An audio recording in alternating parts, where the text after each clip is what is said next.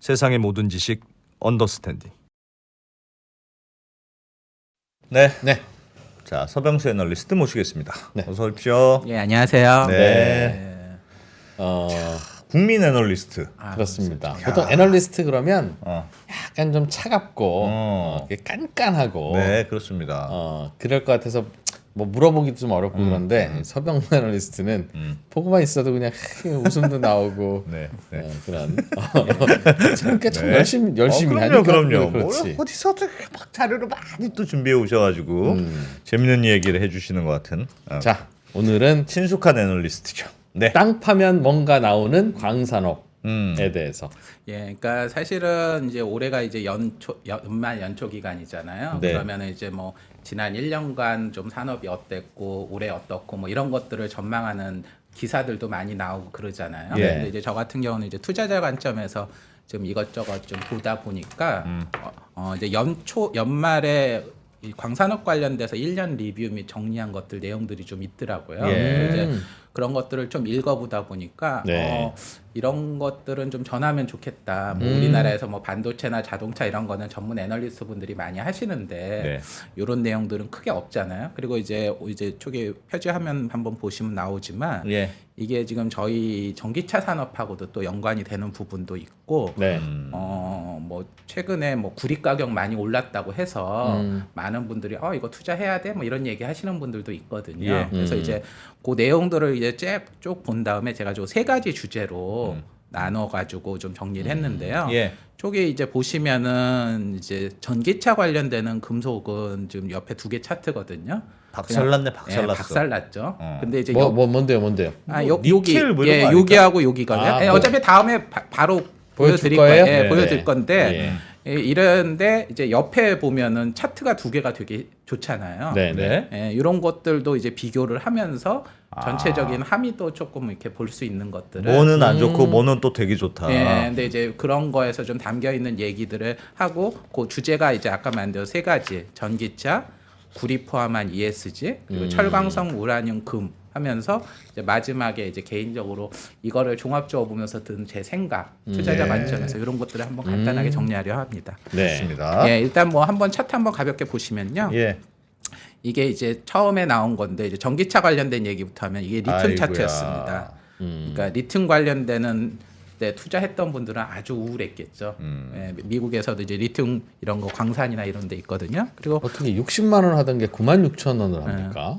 그러니까요. 근데 참고로 이거는 그냥 스팟 가격이라 또 장기 공급 가격은 약간 다르다고는 해요. 근데 예. 어쨌건 여기 트레이딩 이코노믹스라고 하는 데가 이제 여러 차트들이 나오는데 리튬이 이렇고요. 요게 이제 니켈입니다.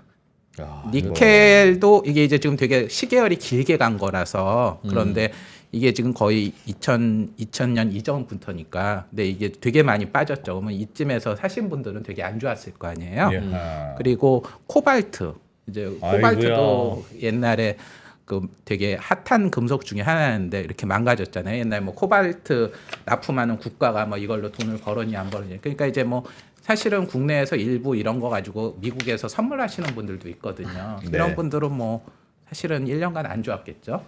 근데 이제 요거 관련돼서 이제 니켈하고 코발트를 좀 말씀드리면 최근에 이제 뭐 전기차 쪽 많이 얘기 나왔지만 전기차 수요가 둔화된다라는 그렇죠. 얘기가 있었고 네.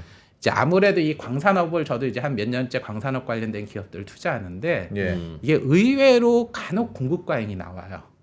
그러면 나 공급 과잉에 대한 우려 때문에 그러면 이제 주식보다도 이게 가격이 급락하는 경우가 많습니다. 근데 이제 지난 몇 년간 전기차 했으니까 아무래도 많이들 투자했을 거 아니에요.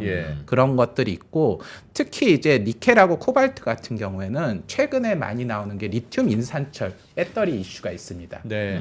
의외로 리튬 인산철이 자동차 쪽까지 확산이 되면서 우리 삼원계라고 하는 니켈하고 코발트 같은 경우에는 좀 수요가 주는 게 아니냐 우려가 있는 것 같아요. 네. 이런 그 전기차 관련 광물과 관련해서는 예. 석유는 오펙이 있잖아요. 예. 가격이 떨어질만 하면 자기들끼리 감산도 하고 이러잖아요. 그런 단체 같은 건 없는 거죠? 아직까지는 없습니다. 예. 근데 이제 뭐 제가 뒤에 가서 조금 뭐 비슷한 얘기는 할 건데 네. 그리고 특히 이제 저희가 니켈 같은 거는 잘 모르는데 여기 자료 보시면 인도네시아가 올해 4월 달에 굉장히 큰 IPO가 있었어요. 이게 근데 이제 니켈 광산입니다. 니켈은 인도네시아가 좀 규모가 되는 것 같아요. 이제 IPO에서 돈 벌면 어떻게 할까요? 투자하죠. 네. 예, 그러니까 이제 공급 과잉에 대한 이슈들이 좀 더 나왔던 것 같아요. 공급 쪽에서 수요는 일단 이제 빼고 그리고 코발트 같은 경우에는 콩고 민주공화국이 원래 가장 많이 있는데 여기에 이제 중국 기업이 많이 진출했어요. 예. 그래서 중국 기업이 현지에서 생산량을 막 2배씩 늘리는 겁니다.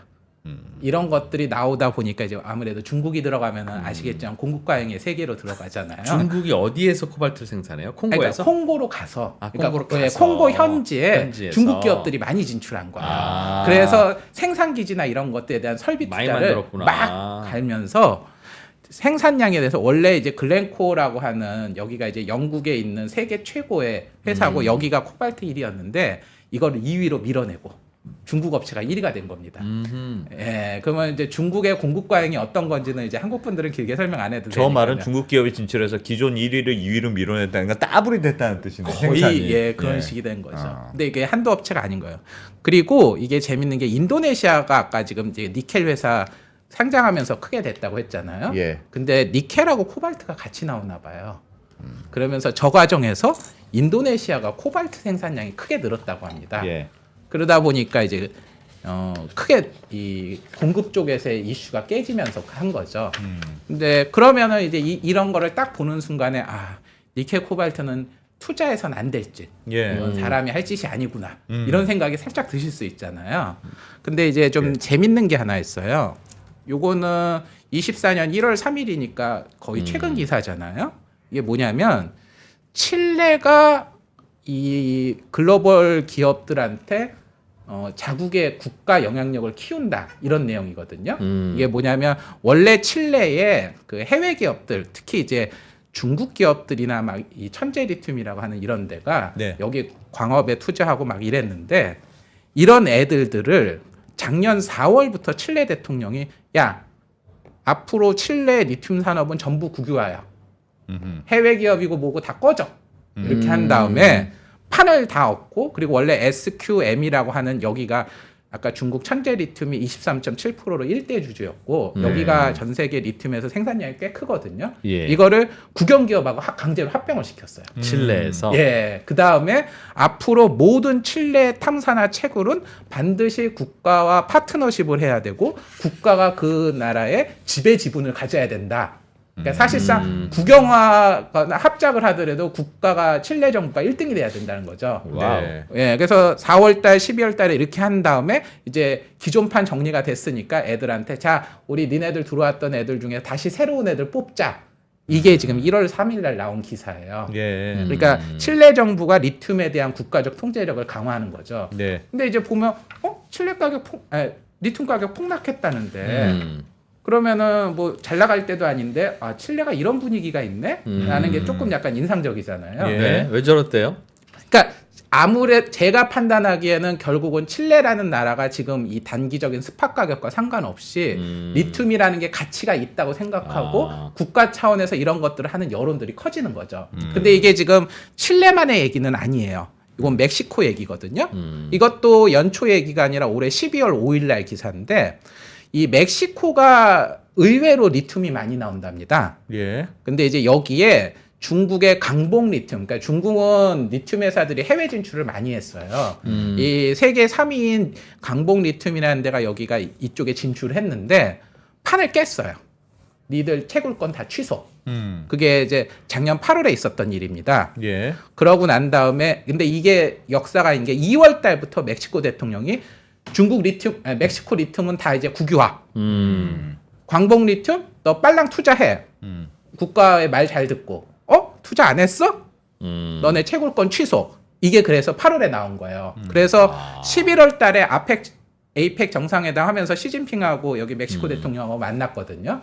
만났으면 사실 이게 되게 중요한 이슈인데 말을 못 한 거예요. 공식적으로는. 그러면서 이제 여기 이제 멕시코 대통령께서 야, 이건 우리 국가만의 얘기야.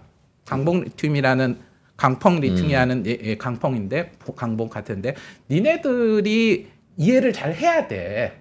이거 뭐 입장 바꿔놔봐 니네라도 이렇게 하지. 그렇죠. 예, 그러면서 이 12월 5일 날 이 기사를 보면 이거 멕시코 현지 기사인데 자, 멕시코 산업에 대해서 우리 대통령도 이렇게 말씀하셨고 해외라고 니들 돈으로 되는 게 아니야. 정신 차려 임마. 이런 기사가 나온 Companies 겁니다. must understand 예. that must 해야 된다는 거죠. lithium belong to country. 그렇죠. 그리고 여기 AMLO가 그 대통령 이름의 약자예요. 네. 멕시코 대통령. 그러니까 멕시코 대통령님께서 니들 임마 잘 알아야 돼. 그렇지. 이런 얘기를 한 거죠. 그러니까 이게 뭐냐면은 리튬 네. 가격이 폭락했으니까 지금 우리가 생각하기 이거 사람 망했나 싶은데 작년 연말 올해 초를 기준으로 주요 리튬 생산 국가들이 물 밑에서 국영화를 하고 강화하는 작업들이 계속 이루어지고 있다는 거죠. 네. 지금은 좀 싸도 그렇죠. 한 번은 다시 뜬다. 예. 그럼. 그리고 그게 장기적으로 의미 있다고 보는 거죠. 그러면은 이제 다음 거 보시면 요거는 기사 중에 저희 최근에 지난달에 인산암모늄 규제 얘기 나왔던 것 이슈가 있었거든요. 네. 제가 지난번에 비료할 때도 얘기를 하면서 이제 인산 비료 얘기를 잠깐 했었는데 이것 때문에 저희 그 전에도 한번 뭐 디젤 차가 안 가는 얘기를 했잖아요. 근데 요게 사실은 전기차하고도 연관이 됩니다. 왜 전기차와 연관되는지 뒤에 설명을 드릴게요. 네. 일단은 인산 암모늄 규제는 중국 내 공급 부족하고 원자재 수급 불안이라고 얘기를 했어요. 네. 국내에서는 이렇게 보도가 나왔거든요. 근데 이제 인산 암모늄을 만드는 데 들어가는 인광석이라고 하는 게 사실은 모로코에서 제일 많이 생산이 돼요. 근데 이거를 가공한 인산 암모늄은 중국이 많이 제일 생산합니다. 그러니까 예. 중국 입장에서도 이 인광석을 수입을 해서 하는 입장이거든요. 근데 지금 최근에 이슈가 되는 게 리튬 배터리예요. 리튬 인산철이잖아요. 예. 그러니까 지금 리튬 인산철에 생각보다 인이 많이 들어갑니다.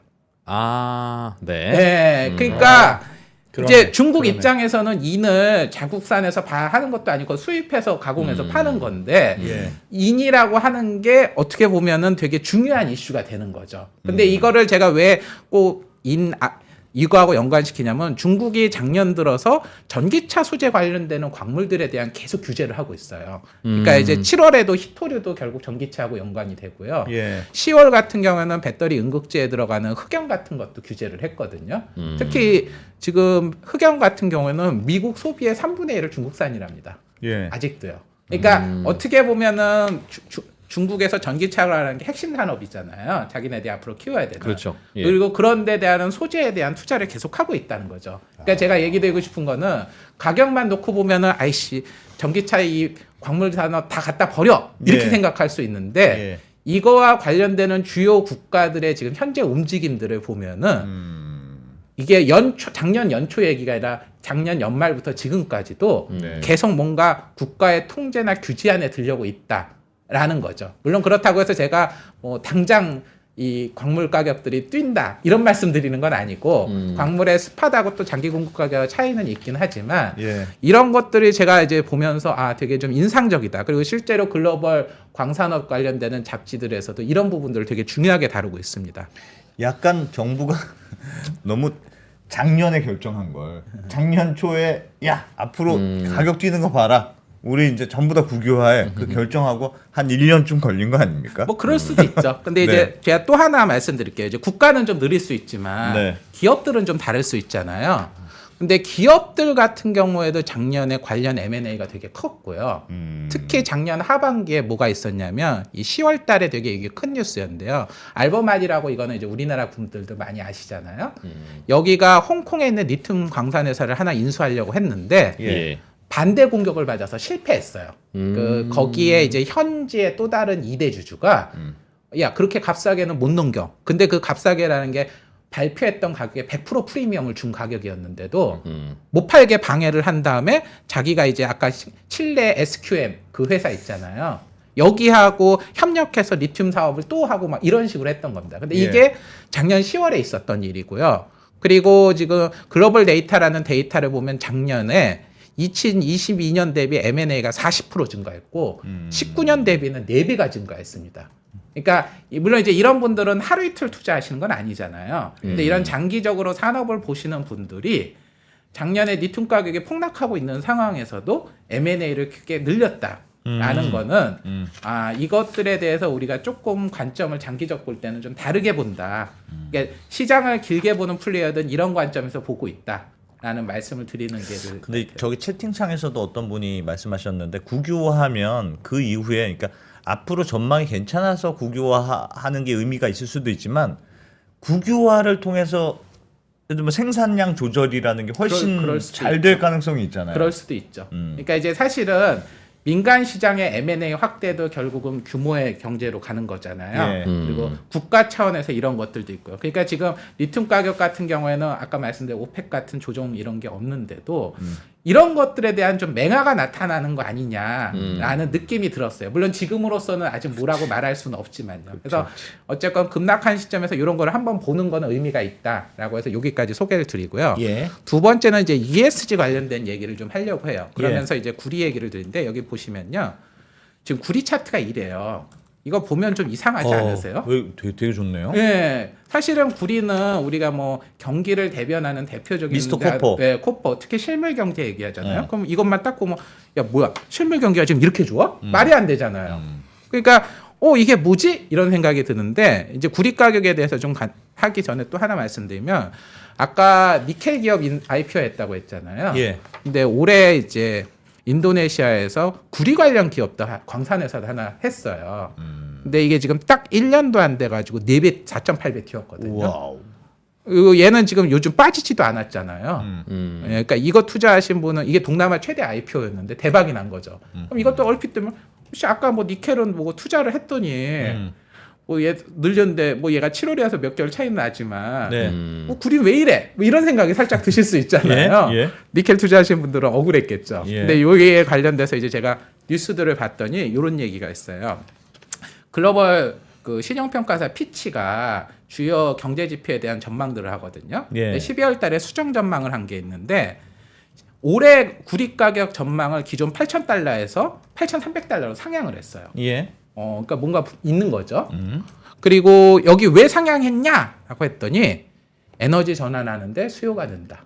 전기를 많이 쓸 거다. 예, 전기선 많이 깔 전기와 거다. 관련된 에너지. 그럼. 그러니까 이게 뭐 그동안 물론 전기 관련돼서 많이 한다는 얘기는 있었지만 예. 그래도 실물이 컸고 중국 부동산 얘기가 됐는데 이것 때문에 가격 전망이 됐고 강하다는 거는 이게 우리가 ESG나 이런 전기 전환 관련되는 얘기들이 생각보다 우리가 조금 더 올라갔구나라는 것들을 볼 수 있는 거죠. 올라갔고 나는 현실적으로 더 예, 수요가 이제 그게 어느 정도 의미 있게 늘었다는 거죠. 지금 전기차 수요가 주춤하지만 그 저변에서 도도한 흐름이 이어지고 예. 있다는 계속 그런 말씀인 것 같네요. 그때 이제 전기차하고 구리는 조금은 다르긴 해요. 구리는 이제 전선이라든가 예. 그 전선이 예. 이미 만들어진 태양광 풍력 발전소에서 그렇죠. 그런 데들 많이 인근 수요처로 그 전기 끌어들이려면 지금 번호표 뽑고 3년이라면서요. 그렇죠. 예. 그러니 올해부터 태양광이고 저 풍력이고 끝 안 해. 다시 우리는 화석 연료로 돌아가라고 하더라도 기왕 지어 놓은 태양광 풍력에서 나오는 전기를 주변 수요처로 보내는 데만 해도 24년 구리 가격 전망에는 상향 압력으로 작용할 것이다. 그렇죠. 일 수도 있겠죠. 예, 그게 네. 이제 피치가 얘기를 한 겁니다. 근데 이제 이 전망이 12월 달에 수정을 한 거예요. 예. 왜냐면 얘네들이 올해 연간 전망이나 이런 거를 작년 초부터 쭉 했는데 네. 연말에 올려야 할 정도로 이런 수요들이 최근에 나타나고 있다는 거죠. 더 올라갈 것 같다는 예. 뜻이군요. 그런 예. 걸 반영하더라도 더 올라갈 것 같다. 예, 그러니까 작년 연초보다는 분위기가 좀 바뀌었다는 거죠. 그리고 실제로 아까 구리 가격 차트를 보시면은 실물 경기를 반영했다고 치기에는 너무 강하잖아요. 예, 그리고 이제 최근에 사실은 구리 가격과 관련되는 단기적 이슈가 있어요. 단기적 네. 이슈는 뭐냐면 여기 이제 자료 보시면 캐나다 기업 하나가 파나마의 구리 광산을 가지고 있었거든요. 네. 근데 이게 폐쇄가 됐어요. 저게 엄청 큰. 예, 이게 이제 여기 보시면 전 세계 생산량의 1%를 차지하고. 저거 반영해서 올린 거네요. 뭐, 예, 근데 이제 이게 있기는 11월에 있기는 했지만 사실은 아까 구리 가격 차트를 보면은 전체적으로 계속 강했고요. 그리고 아까 말씀드린 대로 이제 피치에서는 이제 이게 단기 이벤트라 연간 전망을 상향을 하는 코멘트로는 넣지는 않았는데 어쨌건 이제 전반적인 수급이 되게 타이트한 상황에서 저 이슈가 영향을 준 거죠. 그래서 이게 이제 사실은 파나마 전체 GDP의 6%를 차지할 정도로 굉장히 큰 것이라고 해요. 예. 그러면 이제 요 단기권과 장기권 요거를 한번 살펴보는 게 좀 중요할 것 같은데요. 네. 뒤에 보시면 요거는 세계은행 데이터인데 세계은행에서 11월 30날 이렇게 한 거 보면은 지금 친환경에 대한 투자 수요들이 계속 늘고 있다. 요거는 이제 인프라 쪽이거든요. 인프라 투자가 쭉 이렇게 매년 늘고 있고, 요거는 구리 가격 전망이에요. 근데 이제 주요 광물들에 대한 가격 전망인데 23년에는 빠졌다가 연간 이만큼 빠지는 폭이었다가 이제 내년부터는 이제 이런 수급을 보면 오를 거다라고 보는 거예요.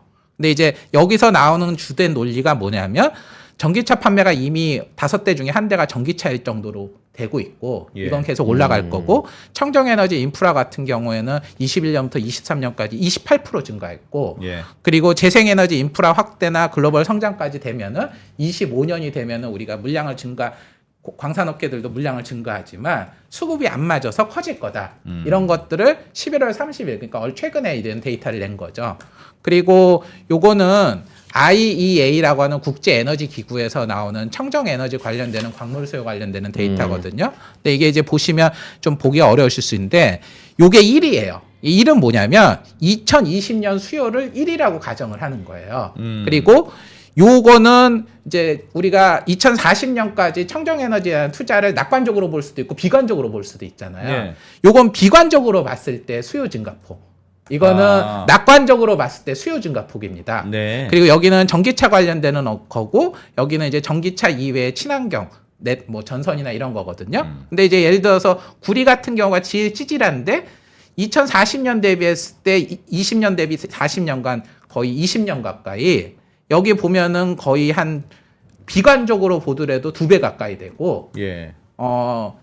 낙관적으로 볼 때는 거의 3배 가까이 수요가 는다는 거예요. 예. 근데 이제 광산업이라고 하는 게 뭐 공장 찍듯이 뚝뚝뚝뚝 찍어내는 게 아니라서 20년에 수요 자체가 2-3배 이상 늘어난다. 그러면 큰 거죠. 근데 이제 구리는 그나마 좀 나은데 여기 있는 이건 히토류거든요. 예. 히토류 같은 경우는 비관적으로 보더라도 20년간 거의 3점 몇 배? 낙관적으로 보면 수요 자체가 7배 이상 느는 거고요. 여기 지금 보시면은 리튬 같은 경우에 지금 가격 폭락을 했지만 2040년을 놓고 봤을 때 비관적으로 보도 한 10배 중반? 낙관적으로 보면 거의 40배 초반까지 수요가 는다는 겁니다. 그러니까 이런 것들이 지금 장기적 수요가 전망이 되고 있으니까 이제 이런 것들에 대한 것 중에 아까 단기적 수급이 깨지거나 이런 게 있으면 위로 튈 여력이 크다는 거죠. 이유가 뭐예요? 이유가 그러니까 전기차가 늘어나면 전기차에 많이 들어가죠. 전선을 많이 깔기 시작하면 전선에 들어가는 구리가 들어가죠. 친환경 발전소를 지으면 거기에도 구리라든가 히토류나 이게 다 들어가거든요. 그러니까 전기를 쓰게 되면은 자석을 쓰고 자석에 들어가는 게 히토류잖아요. 그러니까 이런 것들에 대한 수요가 기존에 우리가 경상적 산업에서 쓰던 수요 이상으로 친환경 쪽에서 수요가 생각보다 크다는 얘기를 하는 거예요. 이 표만 보면 어마어마한 수요가 대기하고 있다는 뜻이네요. 어마어마한 수요가 대기하고 있다는 겁니다. 그리고 뒤에 이제 보시면 아까 이제 파나마 구리광선 폐쇄 얘기했잖아요. 예.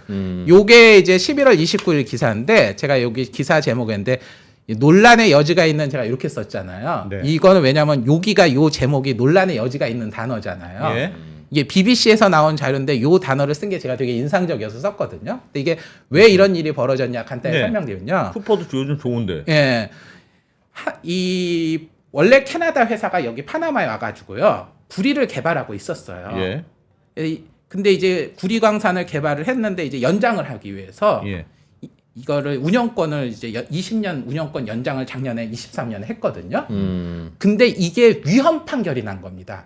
파나마 대법원에서요. 그러면서 이게 지금 폐쇄가 된 거예요. 그러니까 멀쩡하게 운영이 잘 되고 있다가 예. 정부가 이거를 이제 다시 연장을 해서 20년 운영권을 연장을 시켰는데 폐쇄를 한 거죠. 근데 이게 왜 폐쇄했냐라는 게 중요한 건데 네. 폐쇄하기 직전에 여기 이제 보시면 엄청 많은 분들이 시위 데모를 했어요. 파나마 내에서. 예. 이게 이제 왜냐하면은 외국 기업한테 너무 과도한 혜택을 준다. 아. 그리고 거기 현지 원주민 주민들이 아무래도 광산이 개발되면 피해가 크잖아요. 예. 여기 정글 지역인데 수자원이 파괴되고 이런 거 하는데 이런 거 전혀 고려도 안 한다. 아. 그런 것들이 되면서 이제 반대를 했고 여기에 이제 학생 원주민단체 환경운동가 노동운동가들이 집결했고 전 세계적으로 이게 굉장히 큰 이슈가 됐습니다. 그래서 이게 이제 감당할 수 없는 수준이 되다 보니까 드디어 파나마 대법원에서 이거를 폐쇄 명령을 내렸고 그러면서 이게 수요가 꽝 깨진 거예요. 근데 이제 광산 개발하시는 분들은 사실 해외에서 광산 개발할 때 예. 적절하게 그 나라 정부한테 돈 찔러주고 적절하게 깨지고 그럭저럭 살만 했었거든요. 아하. 더군다나 정부랑 했던 거고 신규 개발도 아니고 연장하는 거잖아요. 예.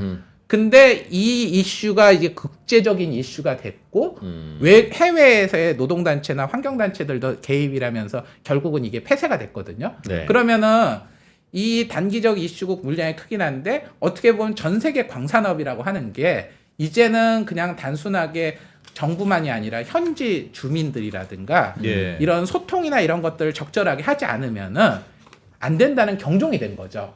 이게 이제 어떻게 보면 소셜 관점, ESG에서 소셜 관점에서 접근이 될 수도 있는 거잖아요. 근데 이게 광산업계에서는 되게 이슈가 크게 된 겁니다. 그러니까 지금 광산이라고 하는 게 항상 환경 파괴나 지역 주민과의 갈등이 있을 수 있는데 이런 것들도 최근에 되고 그럼 이런 불확실성 같은 경우에도 이제 전 세계 광산업을 하시는 분들이 고민해야 될 때가 된 거죠. 아니면 내심 요즘 광산 구리가 너무 좋은데 그걸 왜 캐나다 회사한테 자꾸 운영권 주냐? 여기도 우리가 먹자. 그럴 수도 있죠. 근데 어쨌건 아까는 정부 차원에서 그걸 주도적으로 했는데 이건 정부에서 연장을 시켜줬는데도 현지 반발. 근데 여기서는 이제 주로 환경 문제가 많이 언급이 됐어요. 네. 그리고 구리 관련돼서도 이제 이것도 하나 보면 작년에 M&A가 그렇게 많이 늘었어요. 예. 그러니까 심지어 M&A가 너무너무 늘다 보니까 M&A 하는데 돈이 너무 많이 들어. 그래서 파트너를 하는 경우도 많이 늘었어요.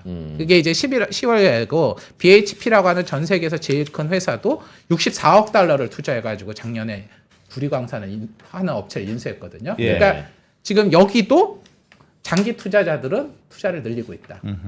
이게 이제 아까 말한 환경에 대한 수요 같은 것들을 아는 거죠. 그러니까 이제 이런 것들이 글로벌 금속 가격에 지금 미치는 영향이 크다. 그럼 만약에 이게 구리 수요가 늘면은 구리 가격이 올라가면은 친환경뿐만이 아니라 구리를 쓰는 뭐 건설이나 이런 데도 한두 단계의 영향을 주겠죠. 예. 그러니까 이런 것들이 ESG가 영향을 주는 거고 또 이게 재밌는 것 중에 하나는 요건데요. 광산업계에서 최근에 ESG에 되게 관심이 많대요. 왜냐하면 이 광산놈들은 맨날 오염이나 하는 더러운 것들, 이 비난이 너무너무 크다 보니까 예. 광산업계에서 그러면 탄소 배출을 줄이기 위해서 뭘 할까라는 고민이 너무너무 커서 지금 거기에 광산에 들어간 트럭이나 기기들을 전기차 배터리로 하는 걸로 하는 예. 투자들이 예. 굉장히 많이 늘고 있어요. 글렌코라든가 코마추라든가 캐터필러라든가 뉴먼트 라는 전 세계 구리광산 이런 데들이 이런 것들을 지금 적극적으로 도입하고 있다. 그래서 네. 친환경 관련되는 이런 전기차나 이런 관련돼서 의외로 광산업 쪽이 빨리 가고 있다라는 얘기고요. 예. 다음에는 보시면 최근에 광산업에서 수소 쪽 관련돼서도 관심이 많습니다. 그러니까 수소 연료전지나 수소로 인한 재련소라는 얘기도 이것도 지금 1월 3일 날 나온 기사거든요. 그러니까 이제 광산업이 오염 물질을 제공을 한다라는 거에서 면피하기 위해서 예. 이런 쪽에서 현장의 대응이 커지고 있다라는 것들을 한번 알려드리면 되고요. 마지막으로 이제 철광석하고 이제 그 나머지 광물들을 볼 건데요. 요거는 철광석 가격 차트고요. 요 옆에는 강철 차트예요. 그러니까 강철은 네. 이제 최종적인 수요고 이거는 이제 광석이잖아요. 예. 근데 지금 보면 광석이 상대적으로 더 강하죠. 그러네요. 예, 최근 이게 이제 내가 장기로 왔지만 최근에는 이렇게 올라가고 있는데, 그러니까 우리가 철강에 대한 수요 자체는 그렇게 크지는 않은데 예. 광석에 대한 것들은 지금 좋다는 거죠. 특히 지금 이게 광석이 이렇게 봐서 그렇지만 연간으로 놓고 보면 작년 하반기에 엄청 많이 올랐거든요. 예. 특히 작년 중순까지만 해도 약세 전망이 대다수였는데 작년 하반기에 급등을 했어요. 그러면서 연말에 지금 철광석 가격에 대해서 다 전망들 상향하고 있거든요. 근데 이게 뭐냐면 최근에 중국이 수요를 늘린대요. 수요를 늘려요. 예, 수입을 늘린답니다. 음. 아니 뭐 걔네 뭐 부동산 경기 안 좋다고 했잖아 예. 했는데 재고 수준이 그동안 너무 낮았던 것 같아요. 그래서 약간의 지금 이거를 하고 최근에 뭐 경기를 좀 살리는 거 아니야? 조금? 근데 그게 엄청 크지도 않잖아요. 예. 그것만 하더라도 연말에 지금 신고가 영역으로 돌파하고 있는 거예요. 그리고 BHP 같은 데서도 지금 호주 광산에서도 지금 노동자 파업이 들어갔거든요. 그러니까 이런 되게 작은 이슈 하나에도 지금 의외로 광산 가격들의 가격이 급등하고 있다라는 거고요. 이건 우라늄인데요. 우라늄 같은 경우에는 지금 거의 옛날 2007년, 8년 이후 최고치 수준이거든요. 네. 여기 같은 경우에 뭐냐면은 지금 우라늄은 이미 공급 과잉입니다. 제가 얼마 전에 원전 얘기하면서 말씀드렸지만 원전을 짓는 데는 시간이 좀 걸리더라도 기존 원전들의 가동률이 지금 풀로 돌아가고 있고요. 독일이나 일본 같은 데들은 원전 폐기하려고 했던 걸 다시 연장하려고 하고 있어요. 예. 그러다 보니까 지금 이미 올 연말 기준으로 우라늄 원 쪽에서 공급보다 이미 수요 초과를 했는데 네. 여기 보면 이 수요가 지금 1.8인데 40년에는 3억까지 나온대요. 어허. 왜냐하면 지금 현재 원전을 짓고 있는 것도 60개가 짓고 있거든요. 예, 예. 그러니까 얘들은 나올 거 아니에요.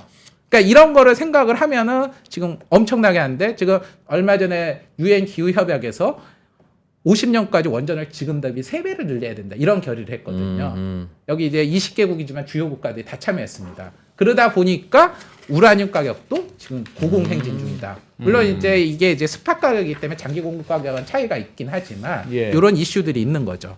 그리고 금인데요. 금은 참 아름답죠. 차트가요. 매수자 관점에서 보면요. 예. 그러면 야 금이야 요즘 뭐 달러 약세고 어쩌고 저쩌고 하니까 뭐 이해는 가지 이렇게 할 수 있잖아요. 근데 물론 이제 JP 모건에서 이제 최근에 이런 가치 저장 수단을 얘기를 했는데 제가 좀 인상적으로 본 거는 최근에 광업계 관련 뉴스를 보니까 금 가격이 저렇게 급등을 했는데 탐사 규모 금액이 확 줄었대요. 공급 부족 이슈가 있다. 예, 근데 그러면 왜 금 가격이 급등했는데 왜 탐사에다가 예산을 안 쓰냐? 예. 뭐 돈을 때려박았는데 안 나오는 건 어쩔 수 없지만 예산을 늘려야 되잖아요. 예, 예. 그게 이제 지금 작년에 전년 대비 16%나 감소했다는 거예요. 작년 내내 가격이 좋았는데. 이것도 ESG 때문에 그렇습니까? 예, 그 밑에 보시면 됩니다. 왜냐하면 지금 전체 광업 탐사 예산이 에서 원래 54%가 금이에요. 예. 그러니까 원래 광업에서는 절반 이상을 금에다가 광산 개발하는 데 쓰는데 예. 니켈, 리튬, 기타 배터리, 우라늄, 히토류, 구리 이런 데다가 지금 광산업계가 투자를 늘려야 되는 거예요. 그래서 여기가 비중이 늘어나다 보니까 전체 광산에서 금에다 투자하는 비중이 줄었고 그러다 보니까 총 이게 감소가 된 거죠. 그래서 여기 보면은 리튬, 니켈, 기타 배터리는 지출이 증가했고 우라늄, 히토류, 구리는 지출이 급증했대요. 그러니까 이제 어떻게 보면은 뭐 금 가격을 설명을 하는 게 되게 여러 가지 이슈가 있지만 예. 이런 것들이 공급에서 또 병목을 줬던 거죠. 금보다 다른 광물을 하는 게 돈이 더 된다고 베팅하는 거네요. 장기적으로 그런 거죠. 그러니까 이런 것들이 의외로 공급 쪽에서 영향을 주고 있다. 그러면은 이제 전체 광산업계에서 미치는 영향 이런 것도 있고 예. 제가 이제 마지막으로 하나로 정리드리면 네. 뭔가 이런 거 옛날 원머스리. 애플에서 나왔던 어머스팅 잡스를 연장시키는. 잡스는 네. 아니지만 예. 지금 얘기 이렇게 딱 들어보시면 뭔가 좀 이상하죠. 하나는 주가가 급락한 가격에 급락한 광물도 있고 예. 급등한 것도 있는데 네. 다 모자라대. 다 뭔가 투자를 하고 무자라고 뭐 이상한 얘기들이 나오잖아요. 정부가 뭐 뺏어가고 예. 있고 막 그러면은 그러고 있어요. 가격은 어떻게 될까요? 장기적으로. 그러면 지금 말씀하시는 걸로 보면 장기적으로는 오를 거에 베팅하고 있는 그렇죠. 것처럼 보이긴 그러면은 해요. 기본적으로 우리가 금속이나 광물을 쓰는 데가 많잖아요. 예. 이게 어떻게 보면 장기적인 물가 상승의 압력이 될 수도 있죠. 이게 올해는 아닐 수 있지만요. 급락한 것들은 왜 급락했어요? 그러니까 기대가 과했다고 믿는 거죠. 그리고 이거는 스팟 시장이긴 해요. 근데 그럼에도 우리가 이제 원래 금속이라고 하는 거는 장기 투자자들이 많을 거 아니에요. 근데 이런 거를 장기 투자자에서 공급 쪽에서 하는 플레이어들은 네네. 지금 생각보다는 계속 투자를 늘리고 있다. 그게 연초 얘기가 아니라 연말이고. 그리고 광산업 전반적으로 지금 이런 전반적인 게 있으니까 이게 어떻게 보면은 장기적으로 전 세계 물가에도 네네.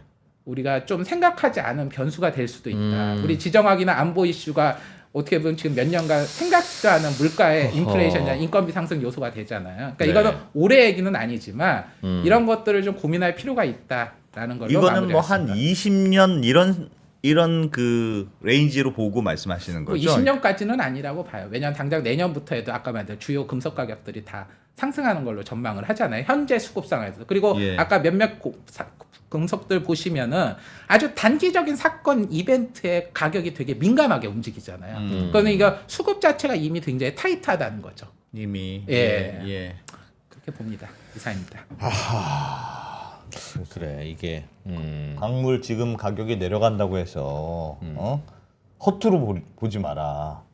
그게 아마 쓰여도 꽤 그동안 소량으로 쓰이던 거가 조금 더 이제 쓰이게 되면 차라리 대량으로 쓰이면 공급자도 많아서 예. 뭔가 마켓이라는 것도 있을 텐데 근데 구리 같은 경우에는 굉장히 큰 메이저 광산이거든요. 예. 그런데도 근데도 불구하고 환경이나 이런 것들이 벌써 이제 실물 수요에 영향을 끼치는 단계까지 온 거죠.